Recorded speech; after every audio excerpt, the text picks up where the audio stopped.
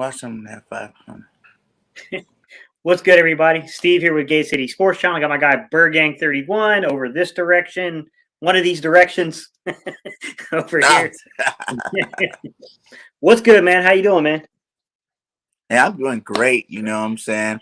It's looking crazy this week, but it's gonna be interesting what goes on here next week with our football team, man. Like, I was sad to see the whole Jalen Hurts thing. I'm like, man, he's not ready yet. But this show's not about Jalen, but we're gonna get into it.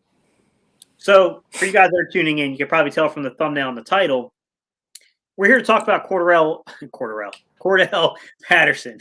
I don't name him Corduroy, but look, he's a very unique talent, and I'll be honest, BIRDGANG. I'm going to share what I thought week one.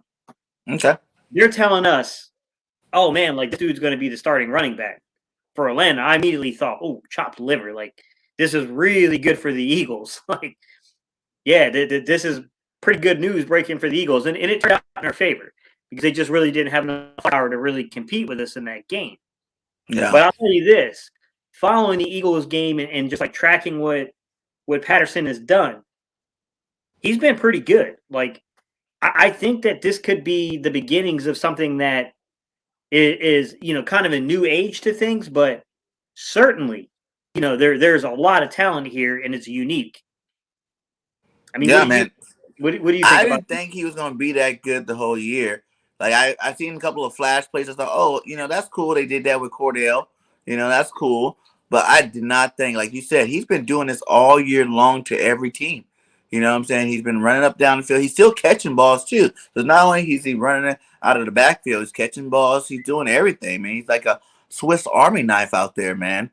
And he's looking good, man. He's definitely regenerating his career. When they just kept him at return guy and receiver, I think his career was kind of taking a downhill. But adding this new dimension to his repertoire there, I think it was a good thing for him. Yeah, absolutely. And it's kind of, it's crazy because normally when I think of guys that play this role, and I know the role is kind of expansive, and we can get into that today, but I really think about like Deebo Samuels and the Curtis Samuels of the world. Deebo Samuel, Curtis Samuel, these kind of wide receivers with that kind of build that they were using and moving around. But, Patterson gets left out of the conversation a lot. He predates these guys. And he's got a track record of doing this. I mean, this is not the first time that he's hit the NFL for 200, rushing yards. This is the third time that he's hit them for over 200 yards rushing. So, I mean, yeah. I mean, he's an interesting guy. And I think what brings the uniqueness to this story is it's kind of like this new re-adaptation of the NFL. And this isn't brand spanking new because if you go back as far as the 1960s, it was very commonplace to have guys that were flirting around that 400, 500-yard mark and then also having those numbers receiving. So it wasn't out, you know what I'm saying? Like it was a different era of football. That's, got a lot more wingback stuff going on. I mean, it's a definitely different era of football. No doubt about it. But, I mean, you look at the guys. Just look at some of these names. Johnny Robinson had 458 yards rushing and 60. Ooh. Dan Lewis had 451 yards and 61. Frank Jackson had 386 yards and 61. Joe Morrison in 60, he had 346 yards. Like, the guy that everyone is trailing, and I think this is kind of a really good discussion today, BIRDGANG, is that Lenny Moore didn't just hit people for 374 yards in 1960. He actually set the mark for wide receivers and rushing yards in 61 when he hit 648. Wow. As we sit here today. And that is the top overall? Yeah, that's the top. That's the top overall. That's a lot of rushing yards for a receiver. Exactly. As we sit here today, Cordarrelle Patterson actually has 547 rushing yards. Yeah, he's about 100 yards off. With 4 games left? He might set the mark. And I know it's a little cheating because I don't think Cordarrelle Patterson is like a wide receiver who's, used as a running back. I think of him as a wide receiver that was converted to running back. So I do think that there is some subtlety and some differences, but he was a true wide receiver. And when you hear a guy 6'2", a former wide receiver, you're going to put this guy in the backfield to run the ball over 100 attempts on the year. I'm thinking to myself, this young man's going to run high and he's going to get popped. Because his main thing is Mhm. return. Like he was the return guy, remember? Yeah, So I very think good the kick whole returner. fact that that's like you got him in like a return situation when you got him deep in that backfield, and all he's doing, like I watched a couple of those runs, man. The way he just like stops, he acts like he's on kick return. He circles it out, but he's really fast too as well, so he's able to really hit that corner at a high speed. That's really what's helping him out there. I agree. Like he's a far better runner with the football in his hands than I think anyone could have anticipated. And it's kind of Mm-hmm. crazy because he's been in the league for a little while now, and it's kind of like a lot of missed opportunity. I Yeah. mean, this young man could have been, if you had a more creative coach, he could have done a lot because, I mean, it really goes back to 2018, and then they used him last year in 2020. He got kind of mixed in between Chicago and that Mm-hmm. time in New England. They started kind of being like, this guy's pretty good with the ball in his hands, and he's a playmaker. You just got to find a way of getting the ball into his hands to use that speed, to use his agility. And they Mm-hmm. started coming up with these creative ways to get him. And now we've just seen kind of the master class of it come together underneath probably one of the guys I wouldn't consider to be. I like him. I think Smith and those guys are really good coaches out there. But I would have never said that's the most creative guy, play caller in the NFL. That's not Facts. the guy I would have thought. You know what I mean? Like, but Yeah. I think that he had that experience in Tennessee in finding unique ways to use guys Mm-hmm. that I think might be bringing that kind of experience and that kind of uptick to Atlanta. Yeah. And I think that plays a role in all of this. Because here's the deal. I'm going to show some clips here in just a few seconds, guys. He is far better running the football than a lot of people get, man. I mean, I've watched this young man get behind his pads and actually go into contact. And 6'2", 220-pound guy, that's not easy to do. I mean, you think about a guy like Leonard Fournette, because Leonard Fournette's kind of a tall guy. A lot of times, Josh Adams, former Eagle, played for the Jets. A lot of Mm-hmm. times, those big, tall, athletic guys, one of the problems you have is they're upright runners. If Mm-hmm. you can't get low and get that center of gravity as a running back, you're in a lot of trouble. And this young man, I mean, he's a lot better than what you would expect a guy at his size to be. And Yeah, that's like, facts. I didn't think he was gonna last this long, for real. I didn't. I didn't either. I thought he's I didn't definitely either. gonna get blasted a couple of times. And really it's not even more him. I just thought, Davis was gonna have a bigger role. He hasn't really showed out this year, you know? And I heard him talking about, oh, he's back, he's back, he's back. I'm like, when are you back? Like, we're in week 15 now, my guy. You talking about you back? Like Cordarelle's Yeah. been leading this team. What makes you think the coaches should even give him the ball more? I wouldn't. I'll just keep riding the hot hand the rest of the year. He's got really good vision. He's far better at finding and predicting the holes and getting through those gap assignments than you would think a guy. Like, that normally takes time, and you got to have like a little bit of chemistry build up with the offensive line. Man, he's doing so much better than what I thought would be the case, man. Like, I mean, he's honestly an underrated player in the NFL, and that's what our show has been focusing on, right? We started off with Antonio Gibson and saying, Mm-hmm. hey, watch this guy because he hasn't had a good 2021, but I felt like, boy, the wheels of momentum are going to get there. And then he popped off for like 4 straight games. Yeah, his thing is really about his ball handling skills. Like he keeps fumbling it. But other than Yeah, that, he's second, or even what was he, second, third, or was he fifth in NFL in rushing this year? he's I doing know he's in really the well. top 5. I remember. Yeah, he's doing very, very well in terms of rushing. I do agree he's got to hold on to the football better. Mm-hmm. Then we focused on Jaylen Waddle because there's been a lot of attention about all these rookie wide receivers. And somehow, some weird way, he's picked up steam and people are noticing it more after we made the show. But Mm-hmm. nobody was really talking about Jaylen Waddle. And the guy was having a remarkable season. Yeah. So I today, told you my thing. I wanted Waddle from the jump. Like yeah. I've taken Devontae in the first round, but Waddle's explosive, man. Like Mhm. you can just watch his highlights, like just the energy that he puts into every single play, man. It's just something dynamic that you couldn't. I don't know. That's why he went before Devontae. I guess he went Yeah, where we're supposed to go. exactly. And then, this week, guys, we're going to Cordarrelle Patterson because I think this is a vastly underrated player. He has been really good in 2021. And to be honest with you, he's probably going to earn himself some bank. And this is a guy I wouldn't mind seeing the Eagles finding a way of getting him through free agency next year. But I just think his price range for the role he plays, it probably won't align for the Eagles. And I think Atlanta would be crazy to let this young man get out of their organization because I don't think Atlanta has enough offensive weapons and pieces there to just ignore a guy like Cordarrelle Patterson right now, But do personally. you think? But do you think, Gate, that it's just he might not be able to do this again? You know what I'm saying? Like, no one had thought about, even had a clue that he was going to get used like this in Atlanta this year. You know, that's kind of hitting teams off guard. You know what I'm saying? Uh, Do you think he is that guy that can do this year in, year out? You know, he's not the youngest guy in the world, but he's still not old. But do you yeah, think he can continue this? right. That's really the question in free agency, I see. That's a very good question. Right coach, right scheme, right quarterback, right team around him. I think so. I definitely do, because I mean, Atlanta is not chump change when it comes to the offensive line. I mean, they have invested picks there, but they're not great either. This is not it's not a great offensive line. You know, we knew that going into that game that our defensive line was going to have some fun against that Mm-hmm. offensive line. So I mean, he's done a lot, and like I guess probably the best way we can do this, guys, is we're going to go ahead and we're going to run some video footage of this young man as a running back. You know, running out of the ball of the backfield, and just let you guys kind of get a viewpoint of what it is that we saw through the film when we went and looked at this young man. Because, yeah, he definitely stood out to me, and I was like, huh, write this young man down. Let's talk about him. Yes, sir.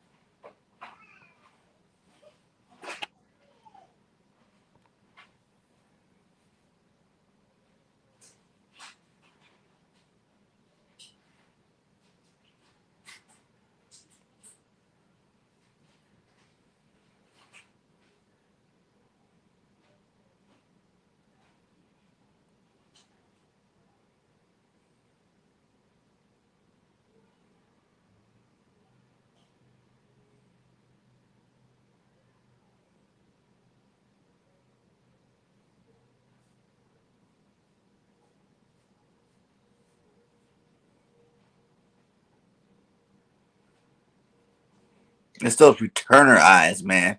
He Yeah. is smooth with it, man. I like him. I do. Mm-hmm. I like what I And see. and as I look at guys like the modern NFL, who are the modern guys? We all know Debo Samuel. We all know Curtis Samuels. Those two guys pop off to me right away Mm-hmm. as guys that you pay attention to who have those abilities to be a receiver and to take the ball out of the backfield on you, right? We even Mm-hmm. saw Keenan Allen not necessarily run the ball, but be used out of the backfield in like wing positions, double split backs. We've seen things like that with Keenan Allen out in with the Chargers out in Los Angeles, kind of doing that kind of stuff. Mm-hmm. But when I look through, like, okay, like recently, who are the guys in the past like 15 years or so?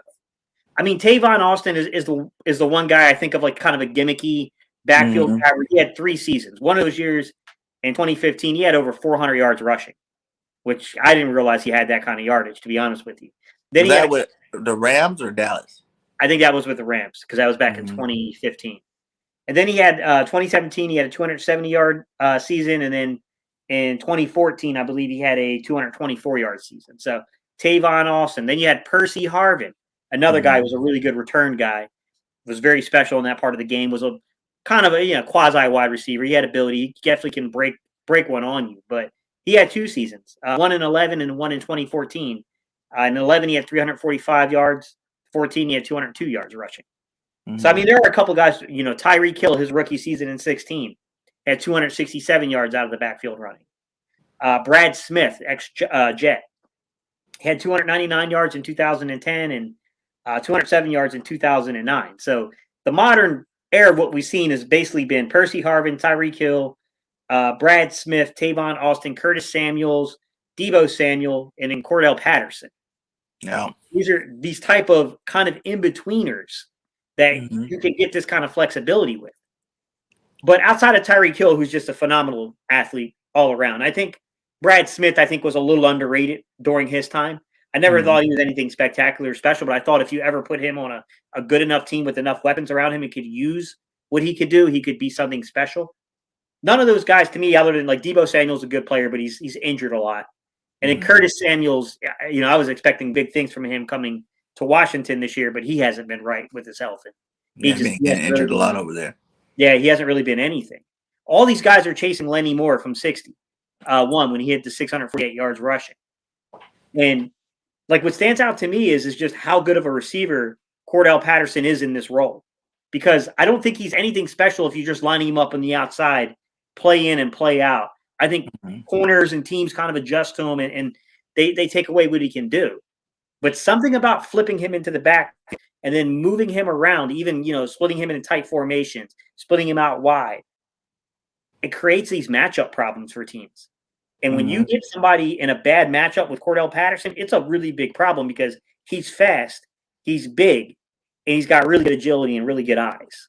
He's great eyes. Yeah. He finds these holes, man. He knows when to bounce it out. He's been doing both of those things. And the surprising thing, seeing a lot of that film, is just like you said, the pad level, man. He's not scared to hit nobody. He's running through, keeping those feet pumping, breaking through tackles and whatnot. Like, that's something you don't expect to see, from a receiver.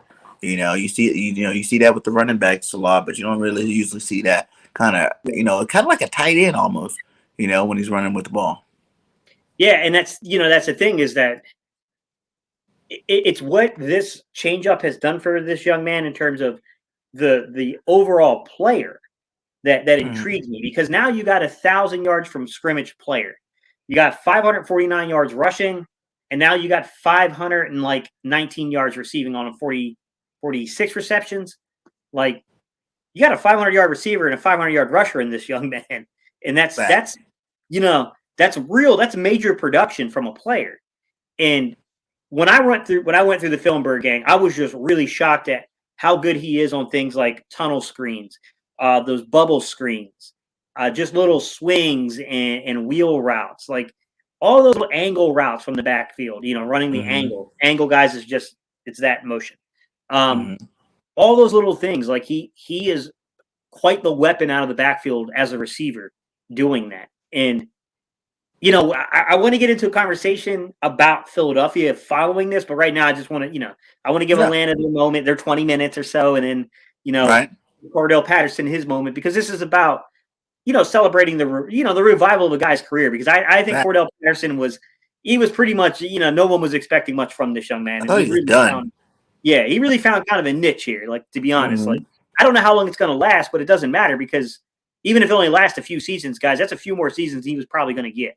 He looked like, outside of just being a kick returner and being a special teams guy, maybe a fifth guy on your roster, it looked like it was done for him. Like, for him that's an extra plus right there. He can still return kicks too for you. Exactly. You know what I'm saying? Like that, and he's still dangerous at that.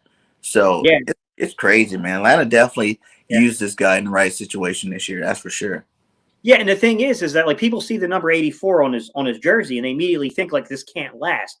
I even saw you guys are in the comment section, not coming for you. I'm just saying, I see those comments like, well, it's not going to last for him. Well, the thing is, this isn't a little guy. He's 220 pounds. Like, this is a big guy. Like, he's not a small guy. And I don't know his background, guys. I don't know if he has any running back in his background in high school. Tyreek Hill was a running back in college. I don't know that kind of background about him, but I saw physical play from this young man. I mean, he is out there just absolutely stiff arming, yakking the crap out of guys. When I show you the receiving clips I put together, guys, you're going to be like, whoa, like, this dude he's a serious yak guy. Like, he'll take advantage of guys from a yak standpoint and really do some damage to people. And that's what stood out to me. It was like, holy crap, man, this dude he's on to something when it comes to the run after the catch stuff. Like, guys are having a heck of a time bringing him down in open field, open space. And I think that's, where you need the creativity of the coaching staff. And to be honest with you, I don't think Atlanta has a team around him. I think they got pieces and Pitts and guys like that. I don't think the overall team is that good. I think if you were to put that young man on a better team, I think the outcome could be a lot different. But I want to go ahead, guys. I'll show you guys some of the receiving stuff I saw on film, and then we'll come back and we'll talk, and we'll bring this conversation, sorry, Atlanta fans, back to the Eagles, because we do a national football show, and we're giving you your props here for having your coach having a really good eye to identify this young man. But we're going to spin it back in the end of this show kind of towards what we see from the Eagles roster, and can anyone be used in this role? Yes, sir. Let's get it.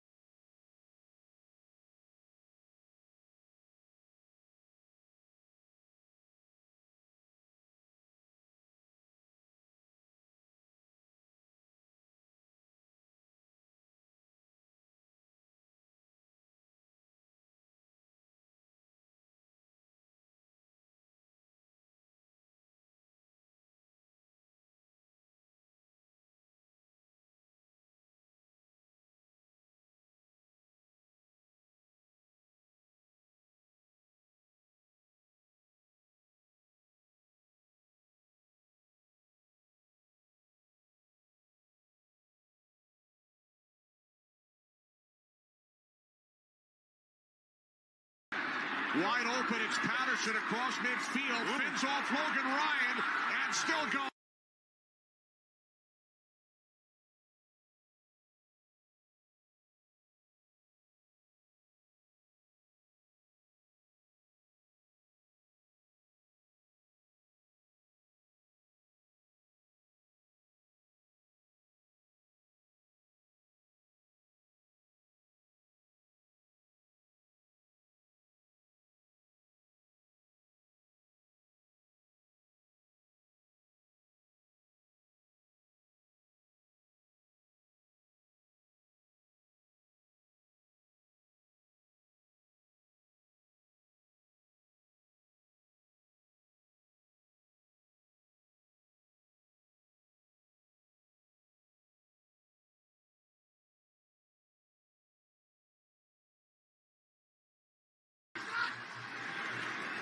Four-man Washington rush for Patterson in the end zone. He's got. Yeah. He's a good receiver, man. Like, Yeah. I mean, he's revived his career in this role. He has. And, you know, I put a poll out to everybody today, you know, and I was asking them about what they thought about Cordarrelle Patterson. Like, what are your thoughts, guys? Like, what do you see? We got over 100 votes on this poll. And I was a little shocked we got that much attention because I didn't know that this many people were paying attention to this storyline. So shout out to you guys for being well aware of the storyline and participating in that, knowing it. But, you know, here's what I'll say, you know, when it comes to Cordarrelle Patterson and how you guys voted, which is, go ahead and share the screen and pull it up, guys, and we can see. We got my Chrome tab. Not the studio. I think it's this one, guys. Yep. All right. So I'm going to share it now. So, yeah, I talked about the live stream meeting tonight, BIRDGANG 31 and myself, 7:45. And I asked you guys this topic. Tonight's topic, Cordarrelle Patterson. Here's your question. What is your overall thoughts on Cordarrelle Patterson? Here's the tallied votes, guys. 28% of you guys said we should be using Jalen Reagor in that role. 39% of you guys, this didn't shock me, said we should be using Kenneth Gainwell in that role. 8% said we should be interested in signing him during free agency. 5% said I would like to add him, but he will cost too much for that role. And then 21% of you guys said he's getting an extension from Atlanta. So, I'll ask BIRDGANG. I think that's about right, man. Like, I really do think, to be honest, that is what I want to see out of Gainwell.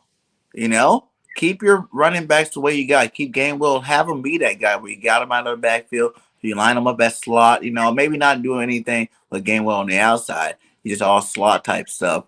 But then, yeah, having them motion, do bubble screens and whatnot like that, and still giving them some carries. You know, just to keep them relevant as a running back. But yeah, Reagor too. That's exactly how you need to play Reagor. Like, he doesn't have another role but that really right now in his career as a receiver, I don't believe. You know, like we kind of did it that, what was it, the Lions game, you know, where you're seeing those end arounds, jet sweeps, you know, and he was picking up some good yardage on there. That's what you need to do. And honestly, it builds up the person's, you know, it builds up his, excuse me, it builds up his whole, like, momentum for the game. You know, it gets him in the flow of the game. You know, he's picking up some easy yards, you know, because their speed is going to give him those first, 5 to 10 yards off and on, back and forth, to the point where he has so much momentum and so much steam picked up. Now you can throw him a ball. He's already lax. He's already feeling good, flowing through the game, where it's going to help get him open in the passing game. See, and this is what I like about it. So Cordarrelle Patterson and Jalen Reagor and Kenneth Gainwell are a little different. Like, I do think that Jalen Reagor, he's not quite as big. He's not a 6'2", 220-pound guy, but he's built like a running back, from the waist down. Like he's definitely got that center of gravity type, and I think he even played running back in high school and early college a little bit. But what I think is the most, I think, likely comparison here or reasoning here, if you will, is the fact that Jalen Reagor is a guy that, like, you have to create offense for him. You have to find ways of getting him the ball. You have to manufacture the touches for him right now. And one of the ways you do that is when you put a guy in the backfield like that. That is by definition manufacturing the touches. Right. For the player. Now, I'm not saying you line him up kind of like, as a running back. Like, we have plenty of good enough running backs. But utilizing him out of the backfield on occasions to release and get those free releases, I do think is kind of a good idea, because where he struggles is beating man press. Facts. Just remove the problem completely. I can see that side of things making sense to me. Now, this season, I wouldn't be giving Jalen Reagor a ton. I wouldn't be taking away handoffs, from our running backs. It's different if you're using him to confuse the eyes of the defense, like on a jet motion, like a jet sweep. That's one thing on a jet sweep, because now you're trying to draw the defense's eyes one way and then take advantage of them to get that outside. But I'm not going to take away handoffs from Miles Sanders, Jordan Howard, Boston Scott, or Kenneth Gainwell. When you look at Kenneth Gainwell, it's the fact that he's not 6'2" and he's not going to go up or lost any balls. That ain't his game. He's a good route runner, though.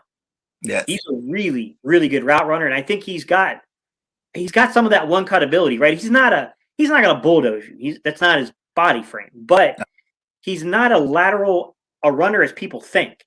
He's definitely more of a one cut runner than he's given credit for. Same thing with Miles Sanders, right? Miles Sanders' problem is I don't think he sees the gap assignments in the holes correctly. So he'll have a tendency to dance by doing that. But since Deuce got a hold of him, he's been very much a one-cut runner, and you can see that in his efficiency ratings if you go to next-gen stats, guys. I mean, he's one of the highest-rated efficiency runners, which means he, generally speaking, is a north-to-south runner. He's not running laterally, guys. He's not going east to west as much as people think. I just look at someone like Kenneth Gainwell, and I could see that, I think you have to expand the role for him. I do think that. I think that you have Dallas Goedert, he's a good player. You have Devontae Smith, and defenses are going to give him attention. I think the guy that you could, you already know you got your running backs. So you got Sanders, you got Howard, you got your offensive line to get behind. The guy that might be able to create real mismatches is Reagor and Gainwell. Reagor has not played well. So the next guy in line to me, and I said this like 4 or 5 weeks ago before it was being, popularly pushed out there. I said, maybe play Gainwell in the slot and give him a chance. Yeah. Because I think Gainwell is a really good receiver. I think he runs pretty sharp routes. He had over 1,000 yards receiving, right? Last year in football. Yeah. What concerned me about Reagor in the slot, and the reason I kept saying, guys, he's an outside receiver, he's a flanker, is that when you looked at his agility drills, he did not test well. That makes me a little iffy on him playing slot. Gainwell's different. Gainwell's agility drills are pretty good. Like, I think that Gainwell would be a really effective slot receiver. I really do. I think he would give you the speed you're looking for, the explosiveness you're looking for. And by the way, if you do those quick hitters and the tunnel screens and stuff like that, he gives you the vision. Then you got Quez on one side when he gets back. We're hoping he gets back before Sunday, but it depends on how things go with the protocol. You got Quez, you know what I mean? Then you can mix in a Reagor here and there. I know that, guys, we don't have control over snap counts. We don't know. I'm just saying there are other ways of doing things. And, you look at a guy like Cordarrelle Patterson, man, and I'll tell you what, he tells you that you can use these unique players and get production out of them with the right offensive coaching, the right concept, and the right teams around them. Now, I'm not ignoring one big fact here. Matt Ryan, who I do think at times can be a little overrated, although he's a very good football player, is behind center. Yes, that's true. Matt Ryan is a process. He's going to see it. He's going to get the ball out. Matt Ryan's been playing behind a bad offensive line for the past few years, so he's definitely probably getting to that point of I'm tired of taking hits. So I'm going to process it and get out quicker. With that said, I do think that, if you can get these guys who can win, who can get open, I think that, it's kind of like the chicken and egg situation, right? We can talk about quarterbacks got to get the ball in the hands of these receivers, and we haven't done that at times this year. We can talk about receivers had to present themselves as targets and free themselves from coverage, and they haven't done that at times this year. The bottom line is, I think you got to, in my opinion, as I look at this roster, it's not good enough as it stands on the outside. It's just not. It's not. I'm on board even drafting another first rounder, to be honest. Yeah. But what do you think? Out of those three, would you rather have go pick up a Cordarrelle Patterson, or which one of those three would you rather have in that kind of role for our offense? He's a free agent at the end of this year. I honestly, I would rather have, personally, and you don't always get these things because players have to want to come here, and you got to be able to give them the money they desire. And there's always these two sides to a coin, right? Mm-hmm. Personally, I would like to have a boundary side split end X-line receiver, a guy with a big wingspan, a guy that can make contested catches, a guy that can help you convert and move the football. I think that's what this offense lacks. You got a guy in Devontae Smith who can beat man coverage. Teams that have to devote more than one guy over him, they've been bracketing him to take him out of games. You got Dallas Goedert who can give you that big target, inside, in the middle, in line, or as an F tight end where you're flexing them and moving them. You got Quez who can be kind of a splash play guy. You got a project in Reagor, so the project part is check. Check. Now you just need a guy you can trust. You need a guy that can give your quarterback, whoever it is. To me, I don't care who you put as your quarterback. You got to present them better targets. Right. And I think that's the issue right now. Like, I would like, if you can get an Allen Robinson, I'm all for that one. I don't know what the cost would be there, and I don't know if we're in the game for that. Devontae Adams, that's a pipe dream. We're not gonna have the kind of. But it'd be an awesome pipe dream, my God. Oh man, yeah. Could you imagine if we got Adams? It would be awesome, but I can't see us having that kind of money. Allen Robinson, though, I would be in on. Like, yeah, I mean, you got to keep him kind of healthy and on the field, but the player's good. And look, people can say all they want to about Alshon Jeffrey, and it ended badly. He did his job in 2017. That's for sure. Like, the man did his job in 2017, and outside of the drop that knocked us out of the playoffs in 2018, we noticed the offense tick down when he wasn't in there. Remember, he had that shoulder injury early on in the season. He was hurt. He didn't get back for a couple of games. And we saw the offense wasn't that great without him. Then you had Ajayi who was dealing with the knee. We had let Blunt go. Like, pieces of that team had kind of fallen apart. And that same magic wasn't really – I'm not saying that there wasn't elements of the magic, but the same magic wasn't there offensively. Yeah. So the injuries caught up with Alshon. As you see, like, is he even playing right now? Has he even played the last couple of years?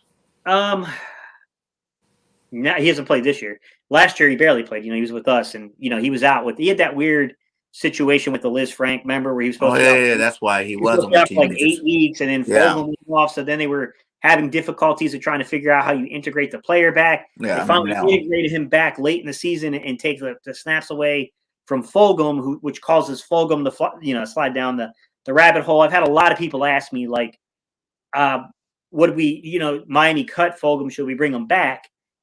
From a talent perspective, and absolutely. From the maturity perspective, I don't know what was going on there, but I heard a lot of reports that he was a very immature player. So I don't know. What about this, though? Have you thought about this? Why not use Tyree Jackson in that role on the outside? Because, I know he's learning tight end, right? Yeah. But the dude's like, what, 6'7", 250, but he can still run like a 4.3 40, I don't know where look, I trust that he's going to get there in terms of his route running because he's a former quarterback. So, he definitely understands where to run and how to run the routes. But in saying that, we have to see it produced on the field. Zach Ertz was used in that role a little bit where they would use him in 12-man personnel basically as almost an X receiver. He was kind of playing that role, but he wasn't a big wingspan guy. He had like a 76, 77-inch wingspan. Zach used to line up on the outside a lot. But that's not really, when you look at the Alshons, those guys are normally, like even JJ, those guys are right around 80-inch wingspans. Like, I don't know. People are like, oh, it's just measurements. But it's like, yeah, but that stuff matters when you're dealing with the boundary side. When you're dealing with tighter contested windows to throw into, the bigger wingspan and catch radius you can give a quarterback and the stronger hands you have, the better you understand your body positioning, boxing a guy out, the better you're going to do. You know what I mean? Better you're going to be at converting. What's up, Rock Lee? Appreciate the $1.99 super chat, buddy. What 22 or 23 wide receivers would you want Eagles to draft? I got one on my list, baby. I know who you want. You want Drake, and I think Drake's good. Drake. I think Drake makes a lot of sense. And not only him, Mechie too from Alabama. Yeah. I mean, it depends on what they're looking for. Like I said, I personally, let me take a look and see, like 22 NFL draft wide receivers. I mean, personally, I think the Eagles offense needs a boundary side receiver. Mm-hmm. I think we have too many of these in-betweeners, and I'm not overly impressed. Quez is tall enough, fast enough, but he doesn't have enough weight. You know what I'm saying? To really present that force on the outside that you're looking for. Yeah, I mean, look, you can get a guy that just separates well. I mean, look, you got Garrett Wilson, who's, I wouldn't call him a boundary side receiver, but if you're going to go into that D-Jax / like Macklin type role, Garrett Wilson could give you that kind of, you know what I mean? 6 foot, 190-pound guy. I mean, he's a pretty good football player. How do you say it? Is it Olave? You know what I'm talking about, the other Ohio State receiver. Yeah. That dude's a beast, too. Ago. Yeah, I remember a year or two ago, he was definitely up there, and he's a really good he's a really good route runner, and he's got really good body control, that's a big thing. You want to have, if you're looking for a guy that can help you get those conversions, that's what it is. Think of the guys like Drake London, who gives you the size, 6'5", 210. He's a yak guy. USC's offense is very much a yak guy. I think with Drake London, you kind of have to ask yourself, what are you, like, we're looking at the spread contest. So are you getting a Michael Pittman Jr. type, or are you getting deceived? I think that's the question there with him. But I would probably take a chance on him. I do. He played better than Pittman did at USC. Yeah. I mean, but Pittman, when you look at his film, though, man, you could definitely see that there were things about Pittman that was there.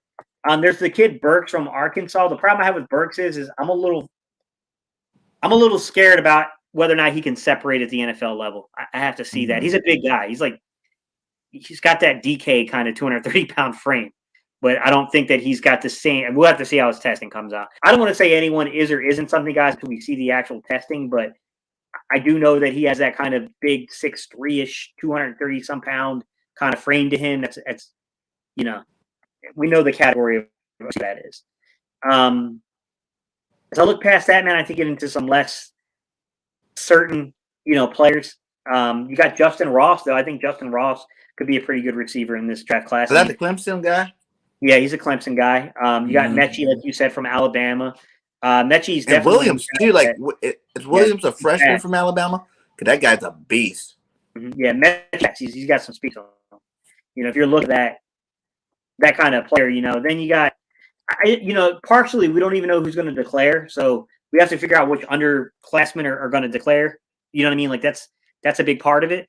And until we can see that, you know what I mean? Like, there's a guy over at NC State, Emeka Mezi, as a guy that you take a later round chance on to bring in competition and get a guy that has strong hands. I think he's a step up from what Kelvin Harmon was, the guy that played for Washington for a little while, ended up busting up his knee with an ACL. I mean, he had a really good rookie year. Then he had the ACL and he wasn't the same. I think Emeka Mezi is a step up from Kelvin Harmon. And Kelvin Harmon was a New Jersey kid. So he was a Jersey kid himself. So, I mean, I definitely think there are these guys out there you can get. It's early in the evaluation, though, guys. Like, January, you're going to see videos coming out from me hot and strong about evaluating the prospects. You'll see me break them down, and I'll break down their routes. I'm going to break down, where their strengths and where their weaknesses lie. Every year, you guys know, if you follow me, you know that I come up with that. And I feel like certain teams like Washington like to steal my information. But they've definitely robbed me the last 2 years. Like, man, I'm going to stop putting out videos because they just basically watch my videos and drafting last year's draft. Yeah. But I don't know, man. I'm like torn because I feel like we keep going down the same rabbit hole. Like, I wouldn't be surprised if they say forget it and go ahead and go all in on one of these quarterback free agency. I remember I was just looking at the free agency list, and I'm gonna be doing a stream to break that down as well too. But there's some nice receivers on that list. Like you might want to go get this. And I don't really care. I know people think we might have up to $50 million. Now I'm pretty sure that Howie can find a way if he wants to play here to go get a guy like Adams. You just got to throw that money at him.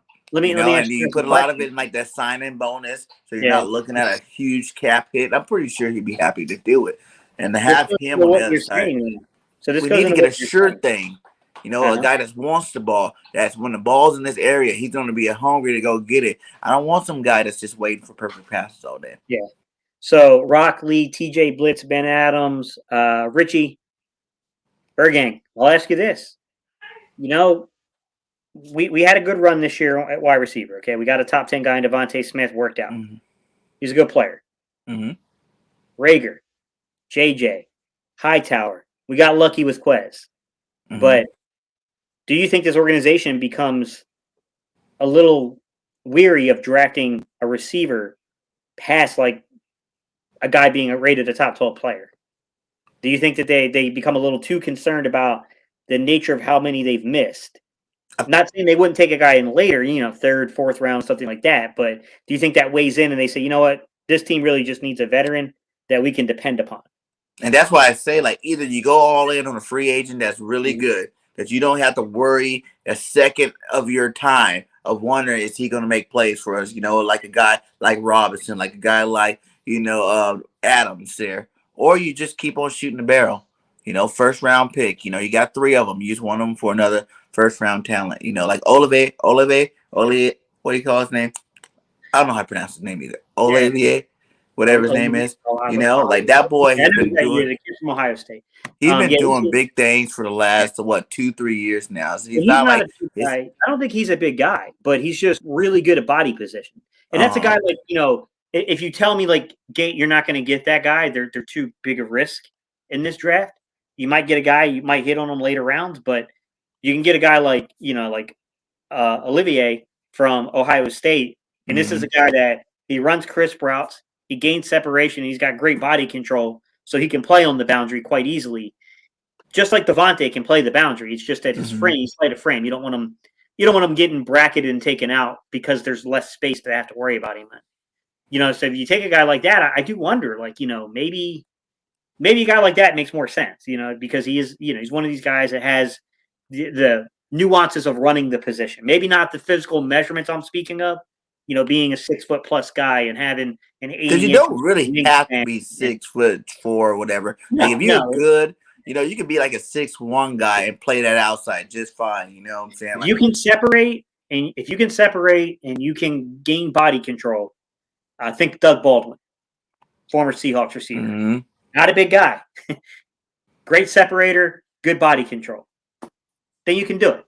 But like I said, experiments are tough. How about this question for you, Gate?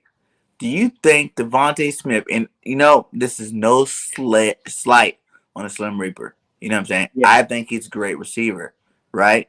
But do you think you still can get a guy that can be a true number one, more well-rounded number one? So kind of like how Julio Jones and Ridley had Julio Jones on the other side, you know what I'm saying? Yeah. Get that guy, and so Devontae Smith will always be going against the second and third cornerback as opposed to first cornerback all the time, getting all the attention. Do you think that might step his game up even farther? Or do you not even want to mess with the guy's psyche? Because you tell our team been really messing with players' psyche over the last year. You go back to wins, to quarterback Jalen Hurts. You go back to Reagor, drafting, Devontae Smith. At some point, guys got to be. Hell, you can go to Hightower, getting drafted before Watkins, and Watkins getting to roll over him. You know what I'm saying? That could be another reason why he's not playing as well. Do you want to keep that pattern going by getting someone? But I don't know if Devontae Smith would be that type of guy. I don't think it'll hurt Devontae because he's still a top 10 pick at the end of the day. He's still going to get targets. It's not going to affect Dallas Goedert. He's got his paycheck. So, you know what I mean? He's going to be perfectly fine. It might affect Reagor because it would most certainly affect the snap count. Definitely. You know what I mean? It's going to affect the snap count. There's no doubt about it. And you can see in the chat, the chat. I'm going to read out some of what you guys said here, man. Tyler Higbee said, go get a veteran. TJ Blitz said, I said bring a veteran in. That's what he's saying. One Tree Rock said, we should do what the Steelers used to do, draft a wide receiver every year. Howie's been trying to do that with some pretty mixed results. So. But what do you think about that? The Steelers do got, what, 2 receivers going to be free agents? Sure. Is Claypool in Juju? And Juju's But from let me ask you USC, so I'm always question. in board for Juju. If they had a Hines Ward type player there, are they still doing this? Or did they get really good players, but no one to quite Hines Ward level? What about this? Not even going to get one of these like big name players or even a top flight receiver and just go try to talk a guy like Larry Fitzgerald out of retirement. Just a nice veteran, guaranteed to get open, catch the ball. You don't need to give them a bunch of reps. You're still letting your young guys develop, your young guys grow, get their targets. Larry might come in on third down, red zone type of situation, but he can teach these guys a world of football and a world of like techniques to help them become better pros. And you spend some money on him. And you wouldn't have to go, you wouldn't have to break the bank for Larry.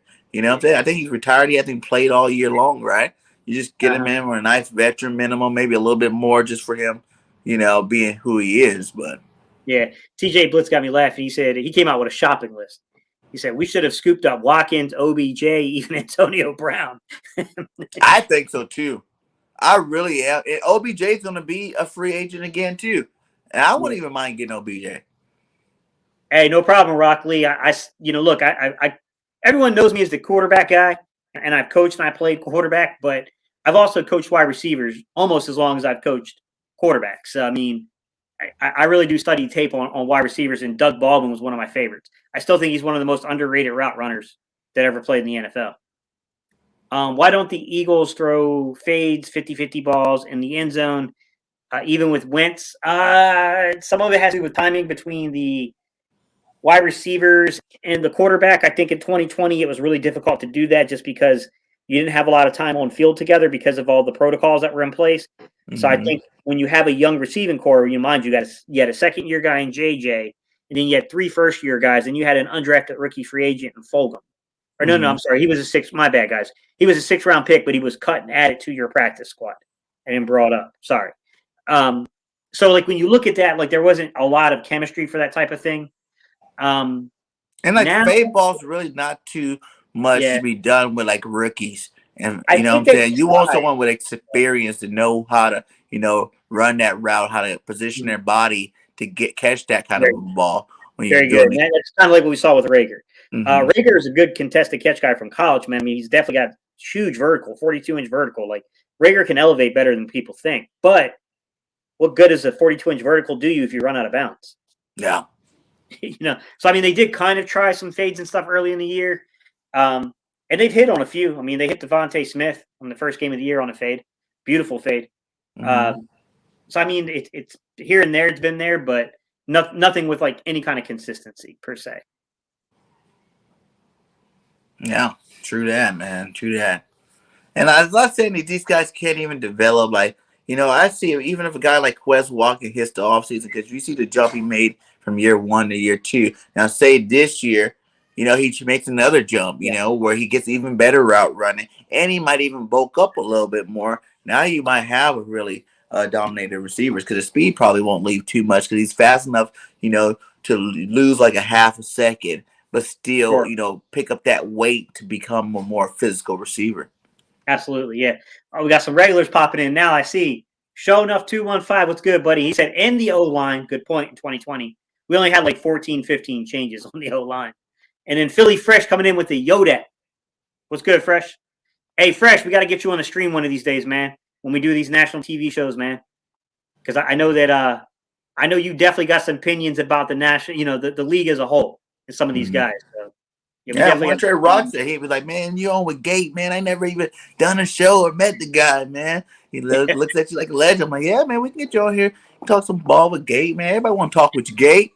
Yeah, hey, look, guys, I'm not really a snob in that way at all.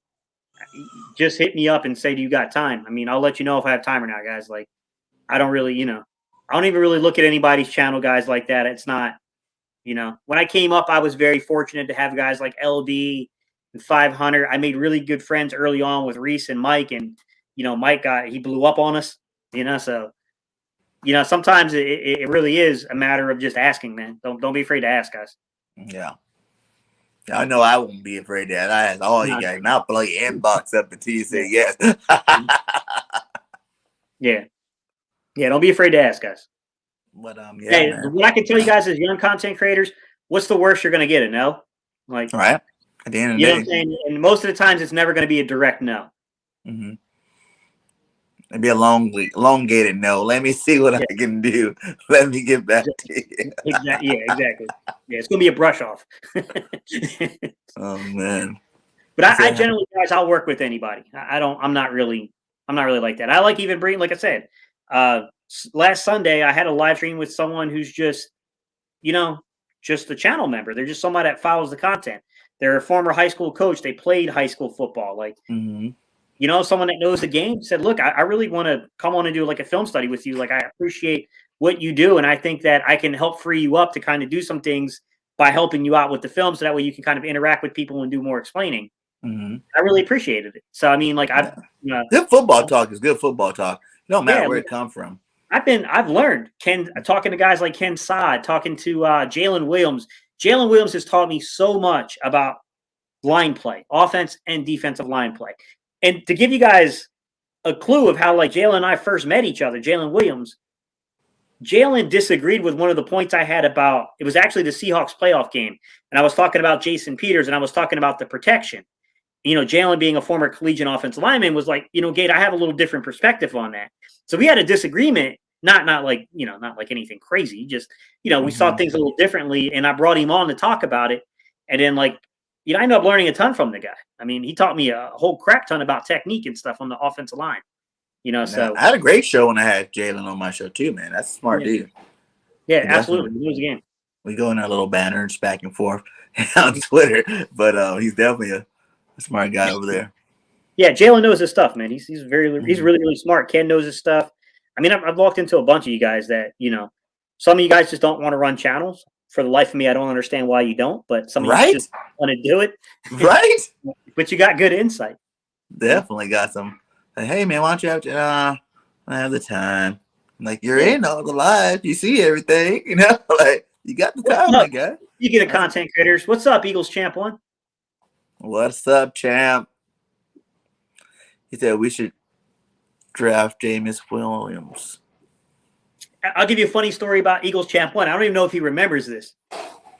The first time I met Eagles Champ 1, I didn't know that he liked Jalen Ramsey a lot. And the Eagles, they didn't trade for Jalen Ramsey a couple of years ago. And I made a video.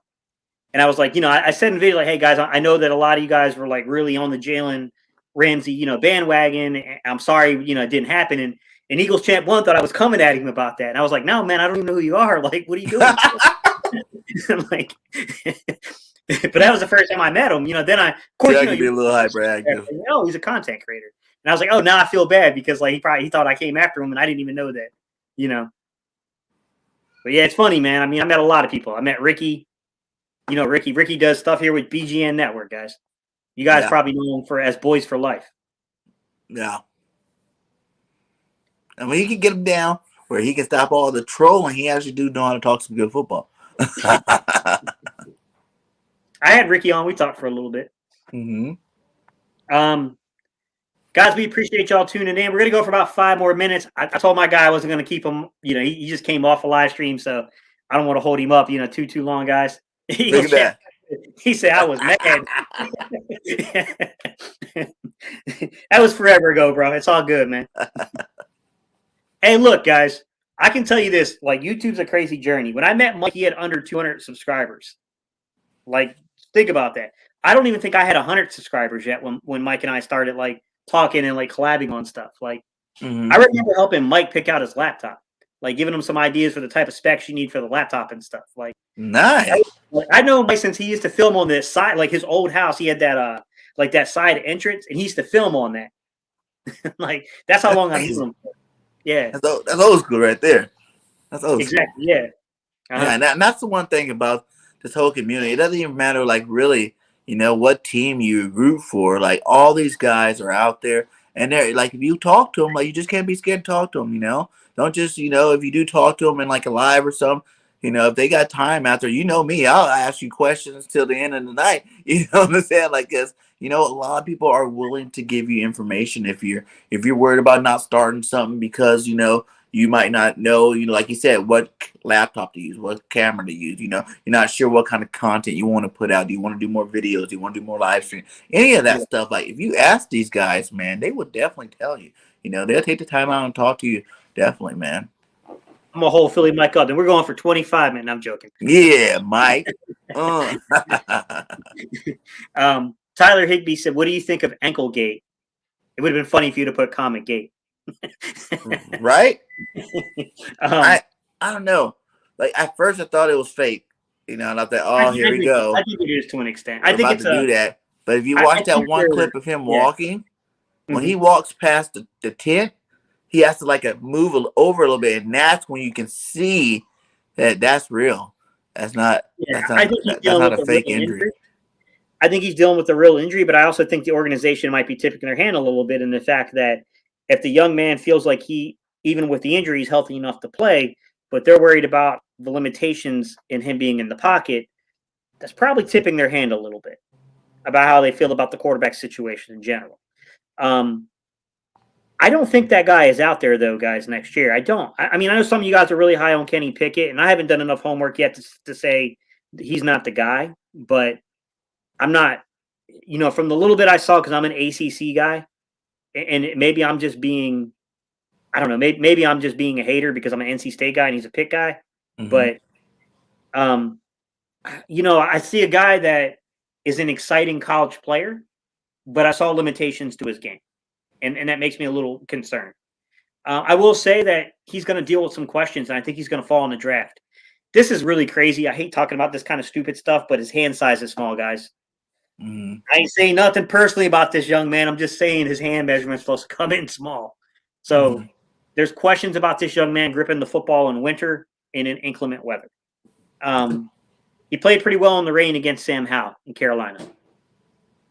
I don't know.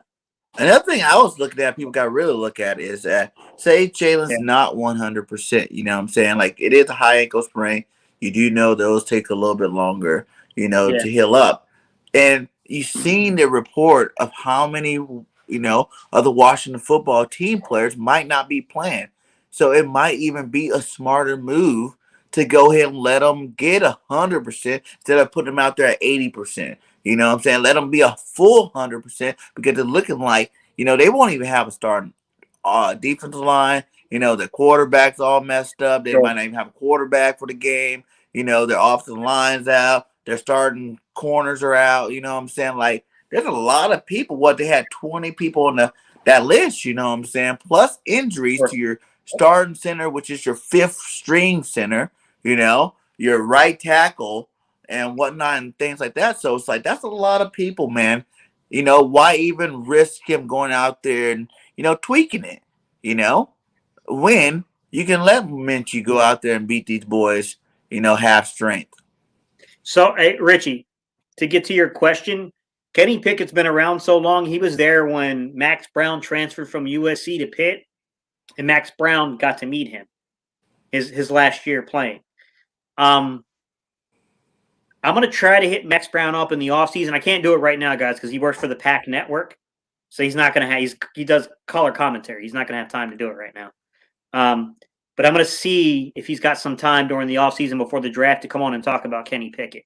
Since he's got a, I won't say a close relationship. I don't know how close the relationship is, but they were in the same room together at Pitt. So, see if he'll come on and talk a little bit about him. Yeah, so it's it. Mac Pickett is weak.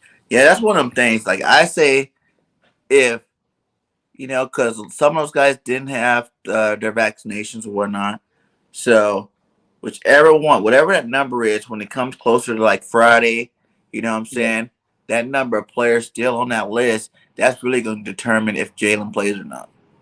Yeah. You know what I'm saying? Like, if they're playing, majority of their starters do make it past that list. Well, their starting corner, Fuller's not playing at all because he wasn't vaccinated, so he's done for 10 days, period. So that's completely out. You know what I'm saying? I think the injury the way what was it, the center was carted off the field. So Yeah. he's completely out. You know what I'm saying? So some of these players are completely out.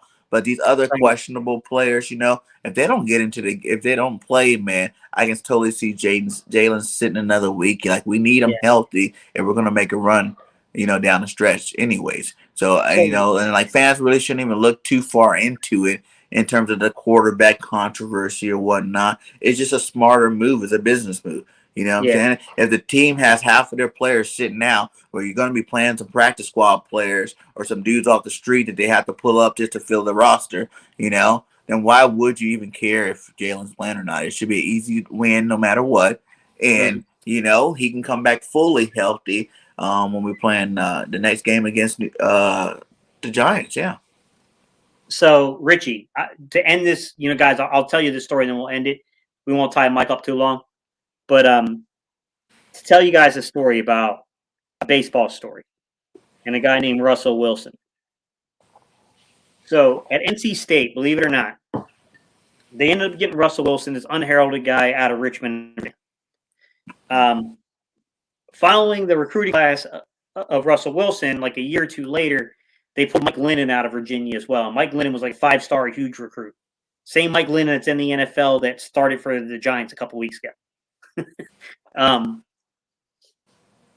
Russell Wilson was viewed as being a smaller quarterback, and he played on the baseball team at NC State. He ended up getting a minor league contract out in Asheville, North Carolina, and he told Tom O'Brien. Tom O'Brien was the head coach here. He was a former Marine.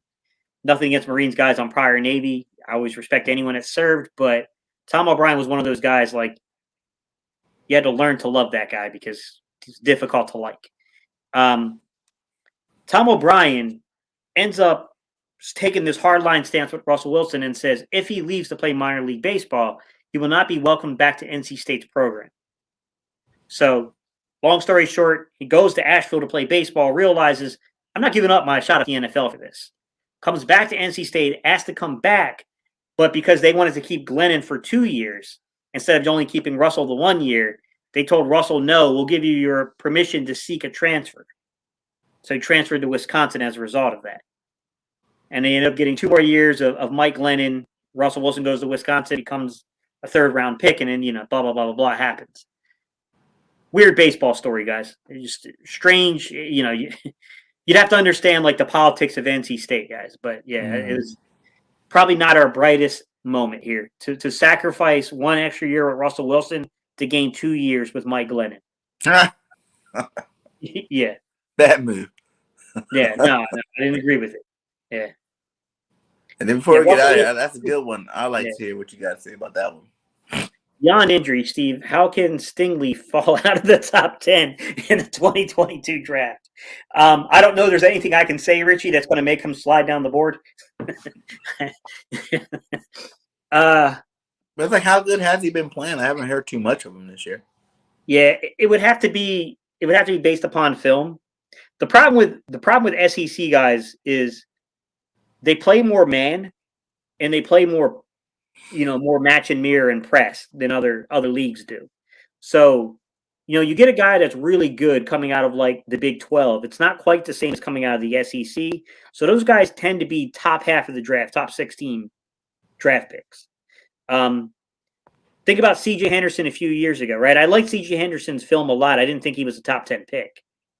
He went top 10. He went number 9 to Jacksonville, I believe. That's kind of tough, man. I don't think Stingley's going to slide past the top 12. You might get him past the top 10, but I don't think he's making it past the top 12 personally, unless there's something on film about him I've yet to see yet. I mean, you never think too, if he gets up, there's a lot of quarterback needy teams. Mm-hmm. If some of these guys start overreaching for some of these quarterbacks early, that can probably push him out of the top 10 because you still got some good ends out there, Hutchinson and what's his name from Oregon, Thibodeau's, Well, there's the other kid from Michigan, the other pass rusher. Hutchinson. Not Hutchinson. He's a surefire, probably top 5 pick. Mm-hmm. There's the other guy, Ojibwe. Ojawari, yeah, whatever his name is. Yeah, he could be a guy that if he ends up going top 10, he could slide corners now. Pass rushers, offensive linemen. Boy, if someone's really crazy and goes Kenny Pickett in the top 10, that could absolutely slide things. I don't know, man. I don't think this is the year where you're going to see a quarterback go top 10. You never know. I would never put money on that, but I don't feel like you think about it too. Like they did it this year with those Lances and those guys, and you see it. But then again, that could actually push them away from doing it next year, because a lot of these guys are like 1 year stars as opposed to like long-term success. You know, everybody was like Trey Lance going to blow it up this year, and you know, he's still sitting behind what's his name over there in San Francisco. Yeah, and that's true, and that's, you know, it's someone has to slide you, and I don't think Stingley's going to get slid. I really, you know, maybe they look at just how good the defensive back class is this season, and they say, you know what, we're going to get a dang good guy outside the top 10, so we're just not. And maybe teams start passing on him because of that. Sometimes that can work against you. I will say the safety from Notre Dame, he's going top 10. I think. You think so? Yeah, I think he's going top 10. I know safeties don't normally get drafted that high, but he's a special talent. I think that's a surefire. Hamilton's a beast. You know, you look at Pitts, the same argument was made. Like, man, tight ends really shouldn't be going that high. But, you know, Pitts was this weird in-betweener, was a wide receiver that converted to tight end and just had these weird athletic measurables, the way you could impact a game. You know what I mean? Like, I think you're going to get the same kind of thing here. But then again, you know, maybe teams look at what happened with Arizona. You remember that kid that Arizona drafted a couple of years ago? I can't think of his name now, man. It slipped on my mind. How about the safety? Out of Clemson. He was a safety, and I think they've been playing him as a linebacker. Yeah. Oh man. I can't think I know of his name now. Dang. Yeah. Ah, man. Maybe they look at someone like that and say that's a cautionary tale of a player who's immensely talented and might have a successful NFL career, but it wasn't immediate. You know, I see his name right there. I hate when it happens. I can't think of it either. Somebody in the comment section will probably get it. But, yeah. I mean, like somebody like that, maybe Isaiah Simmons. Simmons, yes. Yeah, there you go. Flag. Oh, you got it, bro. It's exactly what I was thinking. Facts. Yeah, like someone like that, maybe they use that as a precautionary tale about safeties, these hybrid type. But as Isaiah Simmons was so unique, man. Like he wasn't. The hardest thing you had to do with Isaiah Simmons was figure out how you play him. You knew the kid was talented. He could play linebacker. He could play safety. You could probably put that guy outside a boundary corner. Like, he was just that talented. It's kind of like what Watch is doing with Landon Collins. Yeah. Bringing him up for that linebacker spot because he wasn't doing that great at safety, you know. Yeah. But Tyler, I would take Hutchinson in a second. That guy's legit. I want Hutchinson, but we're not going to have a shot unless we trade up. The Eagles would have to identify him and then find teams that are willing to pass on him to take the extra picks to go get him. And if teams are willing to do that, would you pair up 2 draft picks and move up to get him? Absolutely. Take 2 of the first. I know the Eagles need a lot of first though out of a 3. Yeah. I know the Eagles need a lot of players. Yes, but you need marquee players too, and I think he's one of them. I think he's a marquee player in the league. Who are you picking out of Hutchinson and Hamilton? I think Hamilton is the better overall athlete. I think Hutchinson will be the better pro because of the importance of the position. Does that make sense? Yeah. Now, I will say this. But we got ends. I'll say this about Hamilton. Put him in the right system where the safety is immensely important, and you got the Micah Parsons situation. Or like the Derwin James. Yeah, exactly. You got that kind of like, okay, ideally you don't want to take a player from this position that highly, but because of the system we run, you know what I mean? Like then I could see teams saying like, no, you got to have this type of guy. But look, I mean, Darius Leonard was a 2nd-round pick. Who? I know you can't go into a draft, guys, going, find me Darius Leonard. That ain't going to work. Oh, yeah. You know, but you get what I'm saying here. Like, find me Darius Leonard. That's hard to find do. me the bargain bin version of Darius. No, I'm joking. Right? I think we kind of got that guy, a bargain bin version. And even Jacoby Stevens, we don't even know what he is. Yeah. Still. Mm-hmm. You think this whole year off is going to be good for his career moving forward? Or is it that he's not producing good enough at the NFL level to even keep him around, worry about him? Man, I'll say this. Eric Wilson, those guys were a mistake. I would have probably, we're keeping 101 freaking defensive backs on the field because we want to keep these guys and we want to try them out for the following season. But Jacoby Stevens probably deserves some reps, man, especially with the injuries we've suffered. He look big. You see him walking back whenever you see the players go to the background. You still see, you can tell who Jacoby is. He walks back like he done beefed up from college. You know what I'm saying? I imagine he's still athletic. He plays that safety role. Maybe they're just saving him for, Harris not re-signing. Or, McLeod maybe giving up a McLeod early. If you got a team, though, that's sitting there, this is what I hate about the draft. You got a team sitting there in the top 5, and you got these quarterbacks that skyrocket up the board come March. And you got a Hutchinson, you got these marquee players, okay, that you could get Hamilton, all these guys. And somebody takes Kenny Pickett. Shame on you. Because Kenny Pickett better turn out to be the next big thing. Yeah. And it's that is a ton of stress on the team. I think Kenny Pickett needs to go to a team that's almost ready to compete. Not a team that's in complete rebuild mode. Facts. And I think, we're going to be looking at the late half of, the first round anyway with all 3 of these picks. And Miami starting to win. You got the Colts winning. We're winning more games than normal. Everybody expect all of us. So it's like you're looking at the 15 to 20 range, 22 range, depending on if we go to the playoffs. If we get the playoffs, automatically puts us 20th pick of the draft. Just for even entering the playoffs, you're automatically boosted into that 20 range. So, man, that's you're gonna have to package to get up there and get one of those elite guys. Or if some of them start to fall, but 3 in the top. That's why I say you just keep them because you're probably still going to get 3 really good players, and you won't have to pay that as much money as if they were top 15. Show enough. You're right. You're right, man. You were absolutely right that we are at trouble at safety after this season. And I think one of the things that hurts the most about this season was how good Rodney McLeod was to end 2020 before the injury. He started off looking like a guy that was playing pretty well when he first came back from injury this season. Man, they're limiting his snaps for a reason. Those snaps are coming off the board for a reason. And I fear he's done. And that stinks, man, because if it hadn't been for injuries, I still think he had 2 or 3 years of productive play left in him. And I think he might be done. And that's unfortunate because I like Rodney McLeod. I mean, we started off with a very affectionate relationship where I kept calling him McDouble.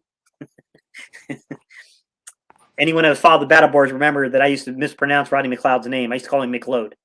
But, that's a shame that might come to truthful, be truthful that you might have to back in Al Harris if you can. You might have to play Marcus Epps and kind of keep him around. You might have to hope Kevon Wallace can come back and give you something. And you're probably going to have to draft or sign somebody in free agency because I don't know, man. Maybe you can convert one of these 99 cornerbacks we have. I don't know. Percy Harvin. What up, CG? Mm-hmm. Well, technically, I think Brad Smith was before Percy Harvin. They were right around the same time. No. Brad really, Smith. you want to go back, Cordell Stewart. Yeah. Yeah. Quarterback. Flash everything, my guy. Yeah, from the quarterback position, where he could play receiver, he played a little bit of everything. I mean, I don't know, man. I don't know what they're going to do, guys. There's a lot of rebuilding that has to happen. Yeah. We'll see, guys. This defense needs a lot. This defense, it needs a lot of talent infused. All right, guys, I'm not going to keep my guy here any longer because he's already gone and given us 15 minutes past when he said he needed to get off of here. I promised him I would get him off of here by 8:30. We are now at 9:01. I'm like, oh, no, I think I need to be in the live right now. on another Thank you all guy's so much channel. for tuning in. CJ Ruthless, we appreciate you coming in and talking, man. Thank you so much, buddy. We got Tyler in here. Paul, I didn't see you in here, buddy. How you doing, bud? He's talking about Hutchison.